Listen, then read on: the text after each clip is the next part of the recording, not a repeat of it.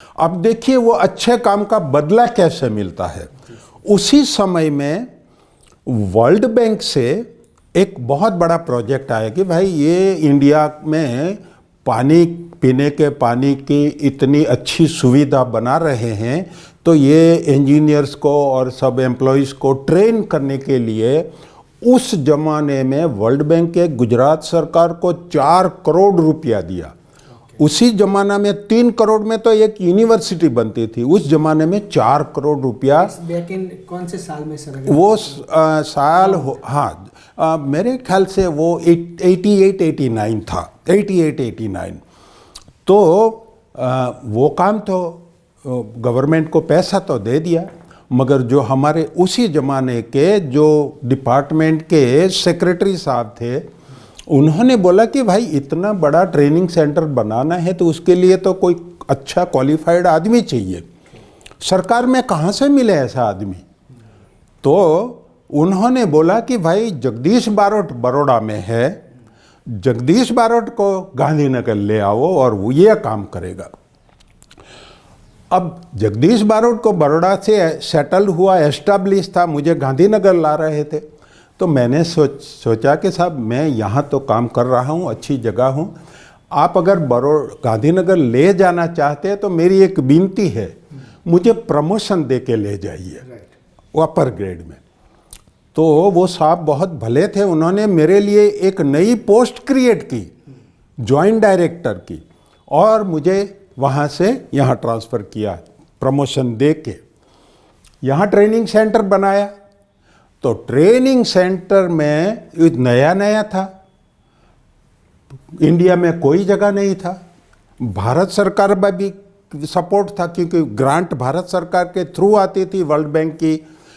तो भारत सरकार ने भी दिलचस्पी बताई कि अरे भाई ऐसा तो अच्छा काम है, चलो। तो वहाँ के सेक्रेटरी साहब आए और बोला कि जगदीश ये तो बहुत अच्छा काम कर रहे हैं आप। राजीव गांधी साहब प्राइम मिनिस्टर है उसी टाइम पर। तो उन्होंने वो टेक्नोलॉजी मिशन शुरू किए, 5 टेक्नोलॉजी मिशन।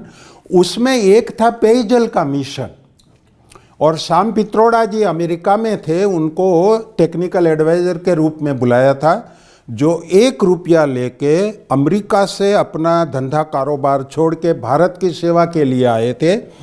वो हमारी ट्रेनिंग इंस्टीट्यूट देखने आए और बोला कि अरे भाई ये तो बहुत अच्छी संस्था चल रही है, इसको नेशनल बना दो। तो मैंने बोला कि साहब आप नेशनल अलग रीत से बनाइए, गुजरात की ज़रूरत के लिए है, गुजरात रहने दीजिए, और नेशनल नहीं बने तब तक हम नेशनल का काम करेंगे।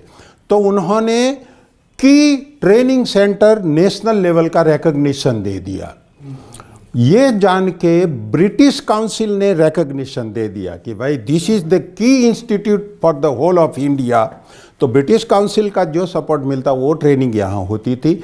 नीदरलैंड की गवर्नमेंट उसी ज़माने में जो हमारे ड्राई एरियाज थे, सूखा वाले, समी सांतलपुर, राधनपुर और अमरेली में वो फ्लोराइड का प्रॉब्लम था, वहाँ नीदरलैंड गवर्नमेंट फाइनेंशियल सपोर्ट करती थी। तो उन्होंने बोला कि भाई हमारा भी ट्रेनिंग सेंटर यही रहेगा, तो उन्होंने भी रिकग्निशन दिया। फिर सार्क कंट्रीज़ के लोगों की ट्रेनिंग के लिए भी सार्क ने यहाँ दिलचस्पी बताई।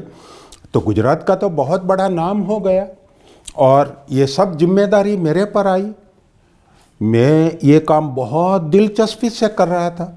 लोग मुझे पूछते भी थे कि अरे ये आपकी सफलता का रहस्य क्या है। मैंने बोला देखिए भाई, ये मेरा कर्तव्य है, मेरा जो ड्यूटी है उसको ही मैं भक्ति, वर्क इज वर्शिप, और योग कर्मसु कौशलम। हाँ, गीता में कहा है कि भाई आपका जो काम है, जिम्मेदारी है, आपके पास जो जवाबदारी है, उसको अच्छी तरह से निभाओ, वो ही भक्ति है। तो मैं दूसरी भक्ति की ज़रूरत नहीं समझता था, ये ही भक्ति थी मेरी।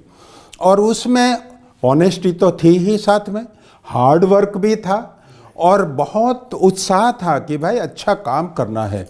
तो इन वजह से सफलता मिली। फिर तो वो ट्रेनिंग इंस्टीट्यूट में ही मुझे प्रमोशन दे दिया और डायरेक्टर एंड चीफ इंजीनियर बना दिया। तो वो काम हो गया। तो सरकार में ये काम तो अच्छा चल रहा था।